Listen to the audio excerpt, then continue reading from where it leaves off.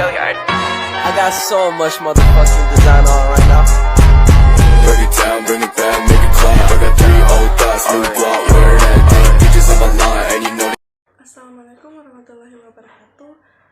Perkenalkan, nama saya Novita Galenta sebagai pemateri dan dua rekan saya yang bernama Nur Hafisha Masyirah dan Pratiwi. Langsung saja kita masuk ke dalam materi, yaitu hakikat sosiolinguistik. Nah, bahasa merupakan alat komunikasi yang memiliki peranan penting dalam kehidupan manusia karena hampir semua kegiatan manusia menggunakan bahasa. Bahasa berfungsi menyampaikan pikiran, gagasan, konsep, dan perasaan. Krida Laksana dan Joko Kunjono dalam KIR 2014 halaman 32, bahasa adalah sebuah simbol bunyi yang bermakna dalam interaksi antar manusia guna menyampaikan informasi. Ada dua sudut pandang mengenai variasi atau ragam bahasa. Yang pertama yaitu keragaman bahasa dapat dilihat dari adanya keragaman sosial penutur bahasa tersebut dan keragaman unsur bahasa tersebut. Jadi ragam atau ragam bahasa terjadi karena adanya keragaman sosial dan keragaman kemampuan berbahasa. Jika penutur bahasanya adalah kelompok yang homogen, maka keragaman bahasa tidak akan ada atau bahasa akan menjadi seragam. Yang kedua yaitu kajian sosiolinguistik adalah yang membahas tentang variasi bahasa, sudah ada untuk memenuhi fungsinya sebagai alat interaksi dalam berbagai aktivitas masyarakat. Istilah sosiolinguistik ini berasal dari kata sosio dan linguistik. Sosio berarti masyarakat, sedangkan linguistik adalah kajian bahasa. Jadi, sosiolinguistik adalah kajian bahasa yang menempatkan bahasa berhubungan dengan pemakaiannya dalam masyarakat. Sosiolinguistik adalah bidang ilmu antar disiplin yang mempelajari bahasa dalam masyarakat. Sosiolinguistik adalah cabang ilmu linguistik yang bersifat interdisipliner dengan ilmu sosiologi, dengan menggunakan objek penelitian hubungan antara bahasa dengan faktor-faktor sosial dalam masyarakat tutur. Dalam konsep yang sangat umum ini, ada 3 unsur yang mendasar untuk dipahami, yaitu bahasa, masyarakat, dan hubungan. Fasol tahun 1993 mengemukakan bahwa sosiolinguistik bergantung pada 2 fakta. Yang pertama, bahasa yang berbeda, yaitu melibatkan pilihan bahasa bagi pengguna bahasa. Kedua, bahasa digunakan sebagai alat untuk menyampaikan informasi dan pikiran dari seseorang ke orang lain. Dalam Hanafi tahun 2014. Pengertian sosiolinguistik dari beberapa ahli dapat dirinci sebagai berikut, yaitu pengetahuan tentang studi variasi bahasa yang berbeda, penelitian bahasa yang berdimensi sosial, meneliti ciri-ciri khusus varian, fungsi varian, dan pengguna bahasa, tentang bahasa dan penggunaannya dalam konteks sosial dan budaya. Subbidang linguistik yang mempelajari faktor sosial yang berperan dalam penggunaan bahasa.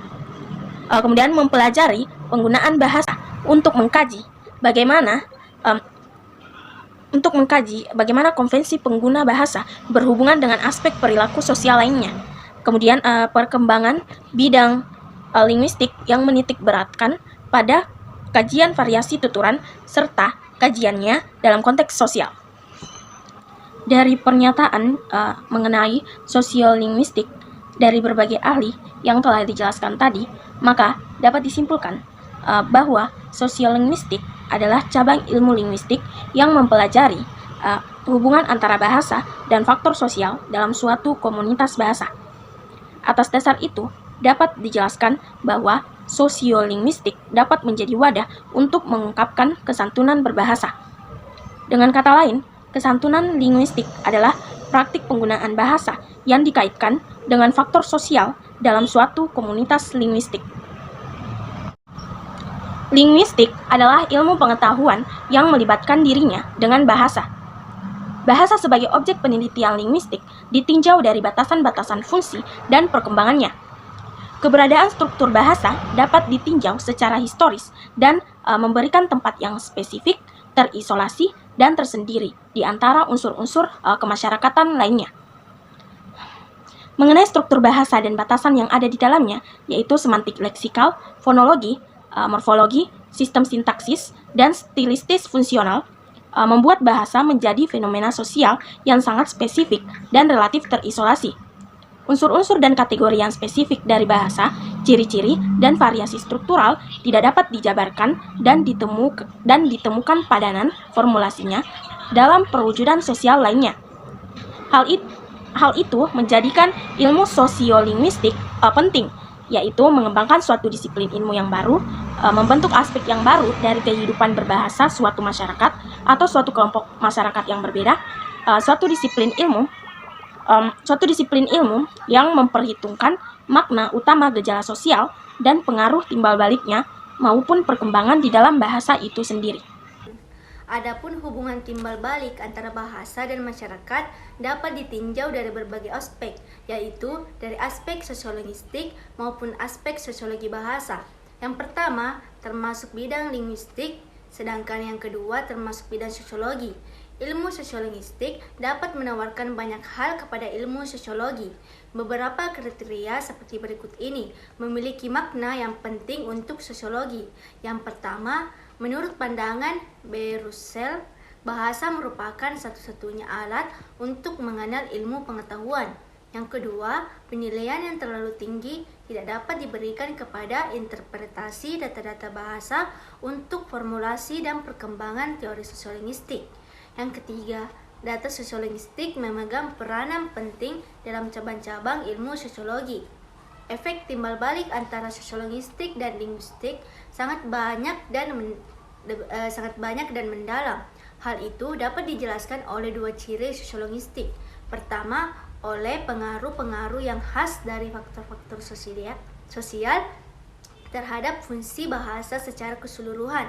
Yang kedua, melalui pengaruh faktor sosial yang khas pada struktur bahasa, tingkatan-tingkatannya dan unsur-unsur dalam struktur bahasa seperti fonologi, morfologi, tingkatan sintaksis, fonem, kata, hubungan kata, dan kalimat.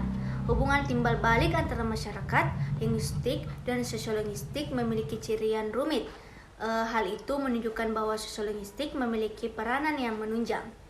Adapun kesimpulannya yaitu, sosiolinguistik adalah kajian bahasa yang menempatkan bahasa berhubungan dengan pemakaiannya dalam masyarakat. Sosiolinguistik adalah bidang ilmu antardisiplin yang mempelajari bahasa dalam masyarakat. Tugas linguistik adalah mencari kaidah bahasa, dan sesudah itu barulah para sosiolinguistik memasuki permasalahan dan mengkaji masalah apapun yang ada dengan adanya kontak antara kaidah itu dengan masyarakat.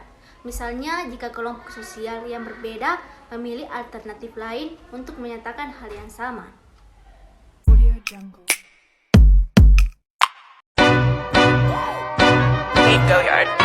I got so much motherfucking design on right now.